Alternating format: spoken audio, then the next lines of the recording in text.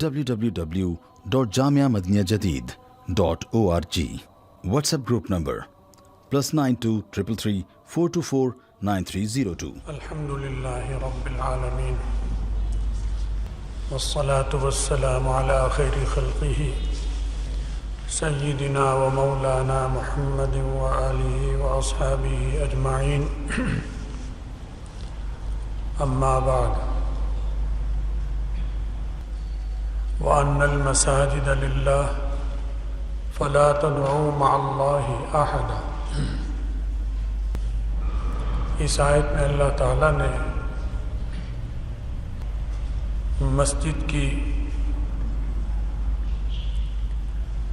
بہت بڑی حیثیت بیان کی اور اس کو اپنی طرف منسوب کیا کہ مساجد اللہ کی ہیں، اللہ کے لیے ہیں. فلا تدعوا مع اللہ احدا، لہذا اللہ کے سوا کسی کو مت پکارو. اس کا مطلب ہم یہ سمجھتے ہیں کہ مسجد میں جاؤ اور نماز پڑھ لو، فجر بھی پڑھ لو، ظہر پڑھ لو، عصر مغرب عشاء پڑھ لو اور بس. اس کا مطلب یہ ہے، اس کے علاوہ اور کوئی کام مت کرو، کیونکہ نماز میں بندہ اللہ کو پکارتا ہے، اس کی عبادت کرتا ہے، اس سے دعا کرتا ہے. لہذا نماز مسجد میں بس پڑھ لو. لیکن قرآن پاک میں اور دسیوں جگہ اور احادیث میں بہت بڑا ذخیرہ اس بات پہ دلالت کر رہا ہے کہ مسجد میں بہت سارے کام خود حضرت رسول اللہ صلی اللہ علیہ وسلم نے انجام دیے ہیں اور آپ کے بعد آپ کے خلفاء نے انجام دیے ہیں. بلکہ مسجد میں زیادہ وقت گزرتا ہی مسجد میں تھا. مہمان آ رہے ہیں تو مسجد میں ملاقات کر رہے ہیں رسول اللہ صلی اللہ علیہ وسلم سے. کوئی وفد آتا ہے مسجد میں آپ سے ملاقات کرتا ہے اور اس ملاقات میں جو وفد آ کے بات چیت کرتا تھا آپ سے، اس کو مسجد میں داخل ہونے سے پہلے یہ نہیں سکھایا جاتا تھا کہ دیکھو یہ مسجد اللہ کا گھر ہے، اس مسجد میں تم نے صرف نماز کا مسئلہ پوچھنا ہے نبی علیہ السلام سے، اس کے علاوہ کوئی بات نہیں کرنی. اور آنے والے مختلف ہوتے تھے، حتیٰ کہ عورتیں بھی آتی تھیں بعض دفعہ اور مسائل پوچھتی تھیں اور گھریلو مسائل بھی پوچھتی تھی اور پاکی ناپاکی کے مسائل بھی پوچھتی تھی، گھریلو جھگڑوں کے مسئلے بھی پوچھتی تھی، صحابہ بھی پوچھتے تھے. پھر مدعی بھی آتا تھا، عدالت بھی مسجد میں لگتی تھی اور مدعا علیہ بھی آتا تھا اور گواہ بھی آتے تھے اور نبی علیہ والسلام باقاعدہ عدالت لگاتے تھے اور اس میں سننے کے بعد دونوں کی بات سننے کے بعد فیصلہ دیتے تھے.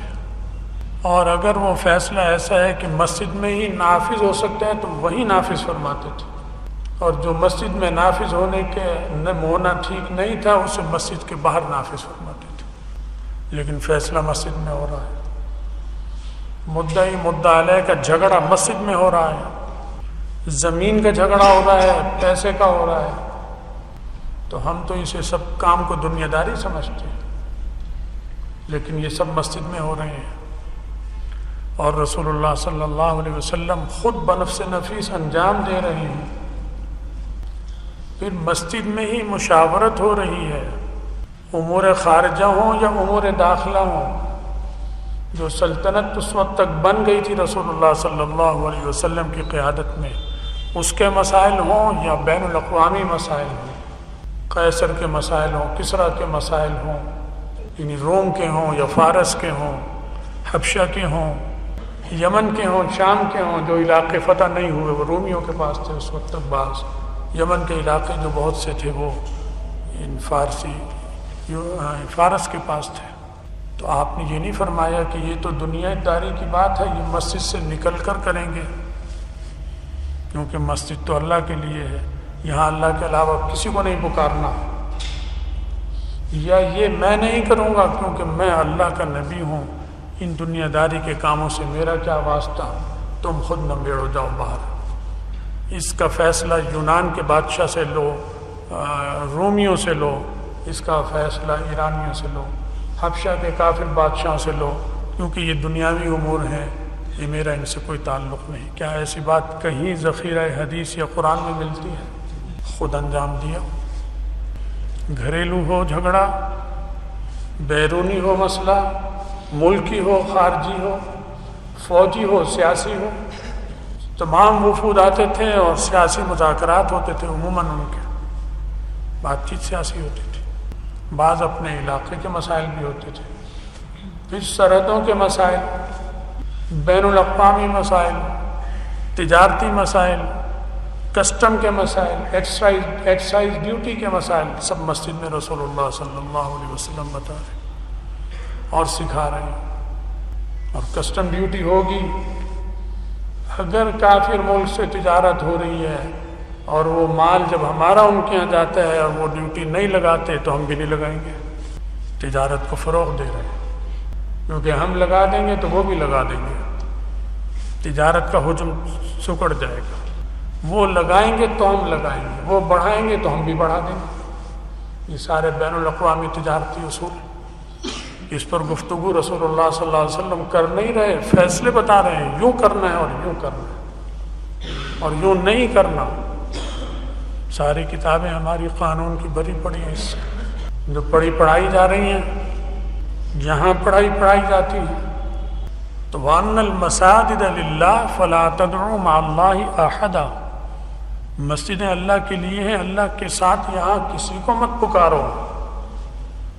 اس کا مطلب وہ جو ہم نے سمجھا ہوا ہے، یہ کافروں نے، عیسائیوں نے ہمارے دماغوں میں ڈالا ہے، یہ یہودیوں نے ڈالا ہے، اور ہم مسلمان اتنے بھولے بھالے ہو گئے، جب ان کو اپنا استاد مان لیں گے اور ان کو اپنا استاد بنا لیں گے اور یہودن کو اپنے گھر میں بچوں کی تربیت کے لیے رکھیں گے اور فلپائن کی کافر عورتوں کو رکھیں گے، تو پھر یہی کچھ ہوگا کہ ہمارے بچوں کے دلوں میں دین کا نقشہ وہ پیچھے سے تربیت یافتہ ہوتی ہیں اور ہوتے ہیں، وہ ستیہ ناش کرتے ہیں۔ یہ عرب کے جتنے شہزادے اور بادشاہ ہیں، پہلے شہزادے تھے، اس سے پہلے چھوٹے بچے تھے، یہ سب یہودنوں کے ہاتھوں میں پلے بڑے ہیں۔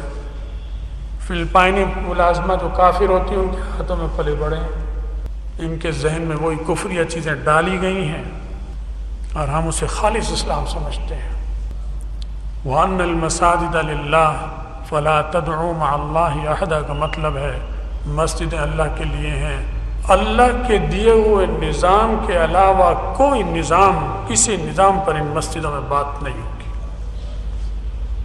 کیونکہ اللہ واحد ہے، اس کا دین بھی واحد، اس کے احکام بھی واحد، لہذا جیسے اللہ کی ذات ہر چیز پر حاوی ہے تو اللہ کا نظام سارے نظاموں پر حاوی ہے، وہ اس مسجد سے نکلا ہے، وہی مسجد میں ہی آئی، احکامات مسجد میں ہی آئے، طلبہ کو مسجد میں ہی پڑھایا رسول اللہ صلی اللہ علیہ وسلم نے، بین الاقوامی یونیورسٹی صفہ میں پڑھایا، قبا میں بھی غیر ملکی طلبہ تھے اور ملکی بھی طلبہ تھے، وہاں بھی پڑھایا، معلم مقرر کیا، وہ پڑھ کر پھر یمن جاتے تھے اور افریقہ جاتے تھے اور شام جاتے تھے اور ادھر عراق کی طرف بھی جاتے تھے، پھیلتے تھے اور تمام چیزیں جو پڑھی ہیں وہ سکھاتے تھے، اور آپ کہہ کر بھیجتے تھے بلغوا عنی ولو آیۃ، ایک چھوٹی سی آیت بھی اگر مجھ سے سن لو اسے لازمی پہنچانا ہے آگے۔ تو کس چیز کو پہنچانا ہے؟ جو مسجد سے نکل رہی ہے اسے آگے پہنچانا ہے۔ ہمارے دین کو کافروں نے مس کر کر ہماری اولادوں کے کالج یونیورسٹیوں میں ان کے جو ٹیچر ہیں وہ بھی انہی کے پڑھے ہوئے شاگرد، وہی چیز سکھائی جا رہی ہے، پڑھائی جا رہی ہے، اور کالج یونیورسٹی سے نکلنے والا سمجھتا ہے کہ میں فاضل ہوں، ڈگری ہولڈر ہوں، پرلے درجے کا جاہل ہوتا ہے۔ میں پوچھتا ہوں نوجوانوں سے جب ڈگری کا نام لیتے ہیں بڑے فخر سے، تو میں کہتا ہوں اخلاقیات کے بارے میں مجھے کوئی بات بتاؤ، ایک بات بتا دو جو تمہارے ذہن میں ہو، جو تمہیں یونیورسٹی نے دی ہو۔ اب وہ سوچ میں پڑ جاتا ہے اور پھر مجھے وہ کہتا ہے کہ کوئی ایسی بات میں آپ کو نہیں بتا سکتا۔ یہ میرا تجربہ ہے میں اب بھی یونیورسٹی والے بیٹھے ہیں ان سے پوچھوں گا، یہاں کئی بیٹھے ہیں جنہوں نے امریکہ سے بھی پڑھا ہوگا، وہاں سے بھی پڑھا ہوگا، کہ ایک اخلاقیات کی چیز مجھے بتاؤ جو تم نے یونیورسٹی سے سیکھی۔ پیسہ کمانا، پیسہ بنانا، پیسہ جمع کرنا، ذخیرہ کرنا، اس کا ہجوم بنانا، فائنانس، بس یہ سیکھا۔ یہ تو بغیر سیکھے انسان کی خواہش ہے۔ فرعون نے ان یونیورسٹیوں میں کہاں پڑھا تھا؟ قارون نے یہاں کہاں پڑھا تھا؟ کتنا پیسہ جمع کیا اس نے اس دور میں؟ وہ زیادہ قابل تھا، اس وقت ذرائع وسائل کم تھے، آج تو بہت ذرائع وسائل ہیں۔ اتنا پیسہ تھا کہ بہت جانور ہوتے تھے جس میں صرف اس کے خزانوں کی چابیاں اٹھانی ہوتی تھی۔ تو یہ تو فرعونی کام ہے، اس کے لیے علم کی ضرورت نہیں ہے۔ یہ تو ہم پیسہ برباد کرتے ہیں اور اسے علم سمجھ کر اپنے بچوں کو یونیورسٹیوں میں بھیجتے ہیں اور کروڑوں اور لاکھوں روپیہ خرچ کرتے ہیں اور ان کے خزانے تجوریاں بھر رہے ہیں جہالت سیکھنے کے لیے۔ جہالت سیکھی نہیں جاتی، جہالت تو ہٹائی جاتی، جہالت تو پہلے ہی ہے انسان میں، خود بخود ہے جہالت۔ اس جہالت کو دور کرنے کے لیے روشنی چاہیے، یہ اندھیرا ہوتا ہے۔ وہ انبیاء علیہ السلام نے دی ہے، وہ ان مدارس میں ملے گی، وہ یونیورسٹی میں نہیں ملے گی، کالج میں نہیں ملے گی۔ یہ ہاتھ دھو کر سارے کفار اور کفار کے مسلم ممالک میں جو مسلمان کہلاتے ہیں یہ مدرسوں کے پیچھے کیوں پڑے؟ یہ اس چراغ کو بجھانے کے لیے پیچھے پڑے ہیں، کیونکہ یہ چراغ ان کے اندھیرے کو ختم کر رہا ہے۔ دنیا میں وہ اندھیرا بانٹ رہے ہیں اور اس اندھیرے میں ہماری نسلوں کو رکھنا چاہتے ہیں۔ اس اندھیرے کو ختم کر کر سیاہ اور سفید کی تمیز اس روشنی سے پیدا ہوتی ہے۔ اس لیے ہاتھ دھو کر مدرسوں کے پیچھے پڑے۔ یہ تو دہشت گرد ہے، یہاں دہشت گرد تیار ہو رہے ہیں، یہاں یہ ہو رہا ہے، یہاں یہ ہو رہا ہے۔ ایک بھی پکڑ کر دکھایا آج 70 سال میں تم نے دہشت گرد؟ صرف جھوٹ بولتے ہیں۔ بہرحال بات لمبی ہو جائے گی، وقت پورا ہو چکا۔ یہ مطلب نہیں ہے، یہ منبر رسول جو ہے یہ سیاسی سیٹ ہے جو رسول اللہ صلی اللہ علیہ وسلم نے چھوڑی ہے۔ اسے جو ہم صرف مذہبی کہتے ہیں، یہ مذہبی سیٹ ہے، مذہبی مانتے ہیں ہم بھی، مذہبی ہے، لیکن اسی مذہب میں سیاست ایک سب سے اہم شعبہ ہے۔ جیسے جہاد شعبہ ہے، جیسے تجارت شعبہ ہے، جیسے صنعت شعبہ ہے، جیسے خارجی امور، داخلی امور شعبہ ہیں، جیسے انتظامی امور شعبہ ہیں، فوج کا، ریلوے کا، وابڈا کا، بے شمار۔ یہ یہاں سے کنٹرول ہوں گے، یہ مسجد سے چلیں گے تو ٹھیک ہوں گے، ورنہ برباد ہو جائیں گے۔ دیکھ رہے ہیں آپ، ہو رہے ہیں برباد۔ عربوں نے ترقی کی، کہاں کی؟ پیسے کی ریل پل کو ترقی نہیں کہتے۔ رسول اللہ صلی اللہ علیہ وسلم کے پاس پیسے کی ریل پل نہیں تھی، نہ صحابہ کے پاس، لیکن دنیا کے سب سے بہترین فاتح اور ترقی یافتہ تھے۔ انہوں نے منوایا اپنے آپ کو، 2 سپر طاقتیں سرنگو ہو گئیں آپ کے سامنے۔ تو ہماری نسلوں کو برباد کر دیا گیا، علوم مٹا دیے گئے، جہالت کو علم کا نام دے دیا گیا، اس میں ہم بہک رہے ہیں۔ اللہ ہمیں سب کو اس مصیبت سے نجات دے، اور اللہ ہمارے مسلمان بھائیوں کو اپنے مدارس کی اہمیت اور اس کا کیا وزن ہے اور اس کی کیا ضرورت ہے اس کی توفیق بھی دے، اور ان میں پڑھنے کی توفیق بھی دے۔